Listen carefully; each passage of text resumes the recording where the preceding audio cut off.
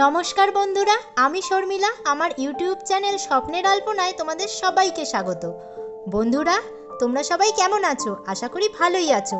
আজকেও আমি চলে এসেছি আরও একটি গল্প নিয়ে। গল্পের শুরুতে তোমাদের বলে রাখি, যারা নতুন বন্ধু আমার ভিডিওটা দেখছো কিন্তু এখনও সাবস্ক্রাইব করোনি, তারা অবশ্যই আমার চ্যানেলটাকে সাবস্ক্রাইব করে বেল আইকনটি অন করে দাও, যাতে পরবর্তীতে দেওয়া গল্পগুলো তোমরা মিস না করে যাও। এবার চলো গল্পে ফিরে আসা যাক। গল্প বাঘের রাঁধুনি। এক বাঘের বাঘিনী মরে গিয়েছিল। মরবার সময় বাঘিনী বলে গিয়েছিল, আমার দুটো ছানা রইল, তাদের তুমি দেখো। বাঘিনী মরে গেলে বাঘ বলল, আমি কি করেই বা ছানাদের দেখব, কি করেই বা ঘরকন্যা করব। তা শুনে অন্য বাঘেরা বলল, আবার একটা বিয়ে করো, তাহলে সব ঠিক হয়ে যাবে। বাঘও ভাবল একটা বিয়ে করলেই হয়, কিন্তু আর বাঘিনী বিয়ে করব না, তারা রাঁধতে টাধতে জানে না। এবারে বিয়ে করব মানুষের মেয়ে, শুনেছি তারা খুব ভালো রাঁধতে পারে। এই মন স্থির করে বাঘ মেয়ে খুঁজতে গ্রামে গেল। সেখানে এক গৃহস্থের একটি ছেলে আর একটি মেয়ে ছিল। বাঘ সেই মেয়েটিকে ধরে এনে তার ছানা দুটোকে দেখিয়ে বলল, এই দেখ তোদের মা। ছানা দুটো বলল, লেজ নেই, দাঁত নেই, রোয়া নেই, ডোয়া নেই, ও কেন আমাদের মা হবে? ওটাকে মেরে দাও, আমরা খাই। বাঘ বলল, খবরদার, অমন কথা বলবি তো তোদের ছিঁড়ে টুকরো টুকরো করব। তাতে ছানা দুটো চুপ করে গেল, কিন্তু সেই মেয়েটিকে তারা একেবারেই দেখতে পারত না। আর কথায় কথায় খালি বলতো, আর একটু বড় হলেই আমাদের গায়ে জোর হবে, তখন তোর ঘাড় ভেঙে তোকে খাবো। সেই মেয়েটিরও দুঃখের কথা আর কি বলবো। বাঘ যখন বাড়ি থাকে না, তখন সে তার মা বাপ আর ভাইয়ের জন্য গড়াগড়ি দিয়ে কাঁদে। বাঘ এলে তার ভয়ে চুপ করে থাকে।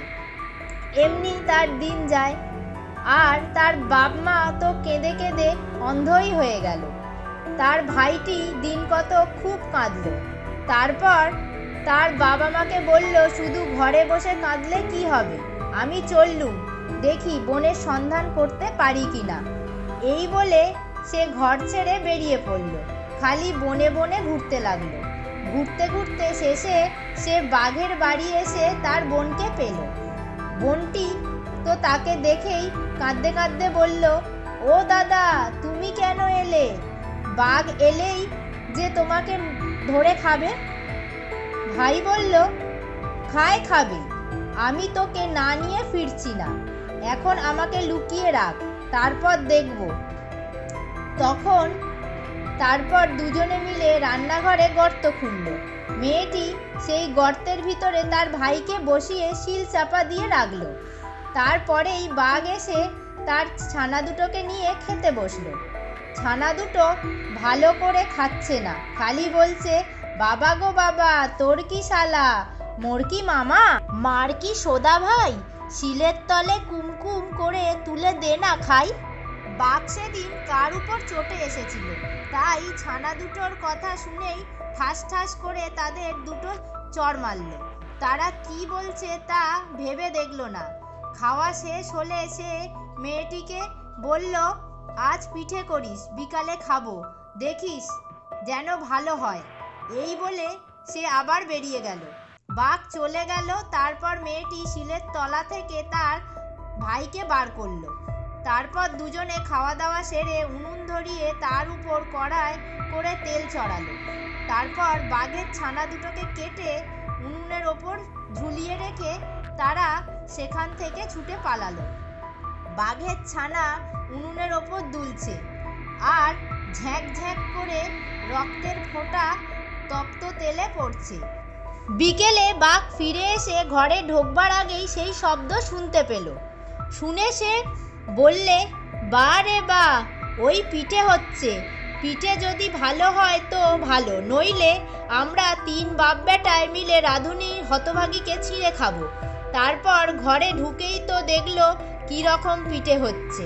তখন বাঘ হালুম হালুম করে ঘরময় খুঁজতে লাগলো, কিন্তু গৃহস্থের মেয়েকে আর কোথায় পাবে।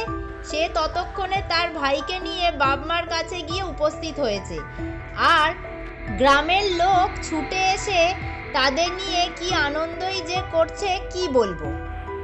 গল্পটা তোমাদের কেমন লাগলো সেটা অবশ্যই আমাকে কমেন্টে লিখে জানাতে ভুলো না কিন্তু।